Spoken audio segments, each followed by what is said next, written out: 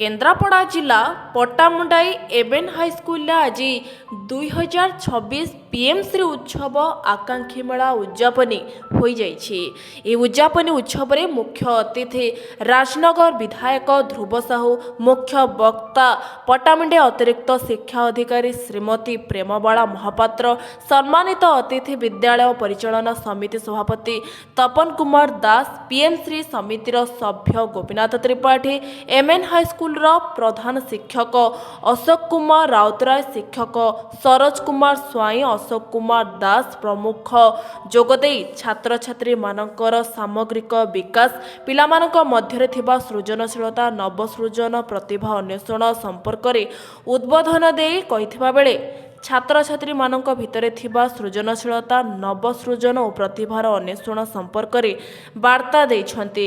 छात्र छात्री माने विभिन्न प्रकल्प विकसित ओडिशा 2036 सहित जिज्ञासा, कौशली, साहित्य सृजनी, क्रीड़ांगन इत्यादि विभिन्न स्टॉल माध्यम समस्त को पीएमसी मेला सूचना देइछन्ति।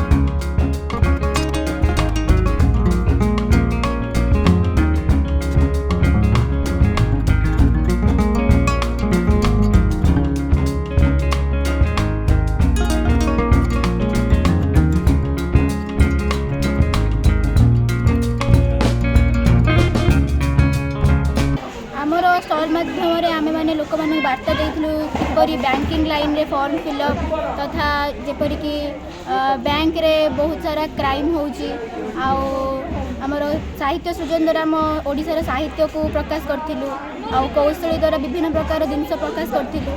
सेहीपरि खाइबा जिनस मध्य पड़िथिला जहाँकि ओडिशार जेपरि कि रसगोला फेमस सेमती सब प्राय जिनस पड़िथिला ता द्वारा आम लोक मानक वार्ता देथिलु।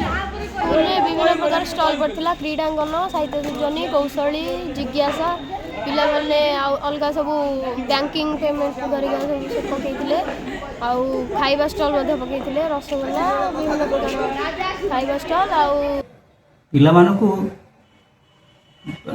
हमर एबेका नूतन शिक्षा पद्धति रे पिला मानकु विभिन्न प्रकार एसोसिएशनल कंपोनेंट जो अच्छी हमर सब पिलांकु बाह्य जगत सहित सेमानकर उत्कर्षता प्रतिपादन करिया पई एगुडा सरकार प्रचेष्टा। स्वागत योग्य पदक्षेप आमर प्रधानमंत्री यही प्रोग्राम माध्यम पिला मानकर सृजनशीलता विकास हेबा सहित सेमानकर ऑलराउंड डेवलपमेंट संभव हो पारिछि।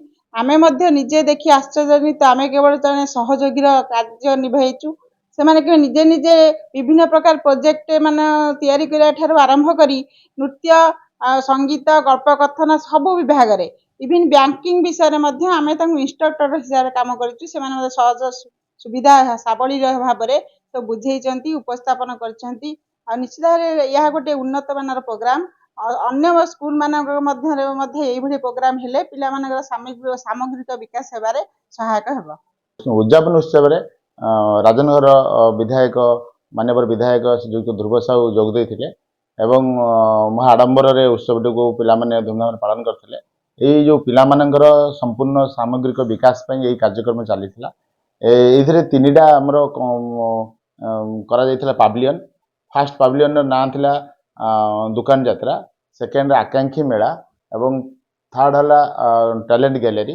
ଟ୍ୟାଲେଣ୍ଟ ଗ୍ୟାଲେରୀରେ 4 ପ୍ରକାର ଶ୍ରେଣୀର ଜିନିଷ ରହିଥିଲା ଆସ୍ପିରେସନାଲ କମ୍ପୋନେଣ୍ଟ, ସାହିତ୍ୟ ସୃଜନୀ, କୌଶଳୀ ଏବଂ ଜିଜ୍ଞାସା ଏବଂ କ୍ରୀଡ଼ାଙ୍ଗନ। ଏ 4ଟି ଥିଲା। ପିଲାମାନେ ନିଜ ନିଜର ପ୍ରୋଜେକ୍ଟ କରିକିରି ସବୁ ଦେଖେଇଥିଲେ। ତା ଦେହରେ ନିଜ ନିଜର ସୃଜନଶୀଳତାର ବିକାଶ କିପରି ହେଇପାରିବ ପ୍ରୋଜେକ୍ଟ ମାଧ୍ୟମରେ ଅତିଥିମାନଙ୍କୁ ଏବଂ ଯେଉଁ ଲୋକମାନେ ଆସିଥିଲେ ପରିଭ୍ରମଣ ପାଇଁ, ଷ୍ଟଲ୍ ପରିଭ୍ରମଣ ପାଇଁ ଦେଖିକି ଦେଖିଥିଲେ। ଏବଂ ଆକାଂକ୍ଷୀ ମେଳାରେ ଟପିକ୍ ଥିଲା ଭିଜନ ଓଡ଼ିଶା ଇନ୍ 2036। 2036 ବେଳକୁ ମୋ ସ୍ୱପ୍ନର ଓଡ଼ିଶା କେଉଁ ପରିସ୍ଥିତିରେ ପହଞ୍ଚିଥିବ, ଗୋଟେ ବିକଶିତ ଓଡ଼ିଶାରେ ପହଞ୍ଚିଥିବ ନା ନାହିଁ, ମୋ ବିଦ୍ୟାଳୟର ଅବସ୍ଥା କେମିତି ଥିବ, ମୋ ଗାଁର ଅବସ୍ଥା କେମିତି ଥିବ, ମୋ ସହରର ଅବସ୍ଥା କେମିତି ଥିବ, ମୋର ଅବସ୍ଥା କେମିତି ଥିବ, ଗୋଟେ ବିକଶିତ ଅଞ୍ଚଳ ରୂପେ ପରିଣତ ହୋଇଥିବ ନା ନାହିଁ, ଏହି ଉଦ୍ଦେଶ୍ୟରେ ପିଲାମାନେ ମଡେଲ କରିଥିଲେ ଏବଂ ବିଭିନ୍ନ ପ୍ରକାର ମଡେଲରେ ସେମାନେ ନିଜ ନିଜର କଥା ଦେଖେଇଥିଲେ। ଏବଂ ତୃତୀୟଟି ଥିଲା ଆମର ଦୋକାନ ଯାତ୍ରା। ଏଥିରେ ପିଲାମାନେ ଫାଇନାନ୍ସିଆଲ ଲିଟରେସି ଶିଖିଥିଲେ। ବିଭିନ୍ନ ପ୍ରକାର ଦୋକାନ ପକାଇଥିଲେ, ଯେମିତି ଫ୍ରୁଟ୍ସ ଦୋକାନ ପକାଇଥିଲେ, ଆଉ ସୁଇଟ୍ସ ଦୋକାନ ପକାଇଥିଲେ, ବିଭିନ୍ନ ପ୍ରକାର ଦୋକାନ ପଡ଼ିଥିଲା ଏବଂ ଗୋଟେ ବ୍ୟାଙ୍କିଂର ପଡ଼ିଥିଲା, କେମିତି ବ୍ୟାଙ୍କରେ ଫ୍ରଡ୍ ହେଉଛି ଏବଂ ଠକିକି ନେଇଯାଉଛନ୍ତି, ସେ ପ୍ରକାର ବି ଲୋକମାନଙ୍କୁ ଆୱାରନେସ୍ କରାଯାଇଥିଲା। ମୋଟ ଉପରେ କହିବା ପାଇଁ ଗଲେ ଗୋଟେ ସମସ୍ତଙ୍କର ପିଲାମାନଙ୍କର ଭିତରେ ଗୋଟେ କମ୍ପିଟିସନ୍ ହୋଇଥିଲା ଏବଂ ଶେଷରେ ପ୍ରତିଯୋଗୀମାନଙ୍କୁ ମାନ୍ୟବର ବିଧାୟକ ଶ୍ରୀଯୁକ୍ତ ଧ୍ରୁବ ସାହୁ ମହୋଦୟ ପୁରସ୍କୃତ କରିଥିଲେ। ପିଲାମାନେ ନାଚ ଗୀତରେ ଆନନ୍ଦର ସହିତ ଏଟାକୁ କାଟିଥିଲେ। ବାସ୍ତବରେ ମୁଁ ଅନୁଭବ କରୁଛି PMC ଉତ୍ସବ ଯେଉଁ ଓଡ଼ିଶାରେ 632ଟି ସ୍କୁଲକୁ ପ୍ରଥମ ଥର ପାଇଁ ଦିଆଯାଇଛି ଏବଂ ଦ୍ୱିତୀୟ ସ୍ତର ପାଇଁ ମଧ୍ୟ ଆସୁଛି। ଆମ ପଟ୍ଟାମୁଣ୍ଡାଇ ବ୍ଲକରେ 2ଟି ସ୍କୁଲକୁ ଆସିଛି, ଗୋଟେ ଦାଣ୍ଡିସାହି ହାଇସ୍କୁଲ, ଜୟହିନ୍ଦ ହାଇସ୍କୁଲ ଦାଣ୍ଡିସାହି ଏବଂ ଆମ ମନ୍ମଥନାଥ ଉଚ୍ଚ ବିଦ୍ୟାଳୟ।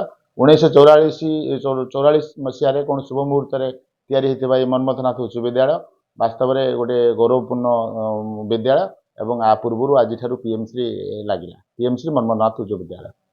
ପଟ୍ଟାମୁଣ୍ଡାଇରୁ ରାକେଶ କୁମାର ସୁତାରଙ୍କ ରିପୋର୍ଟ, ଓଡ଼ିଶା ଡ୍ରିମ୍ ଟିଭି।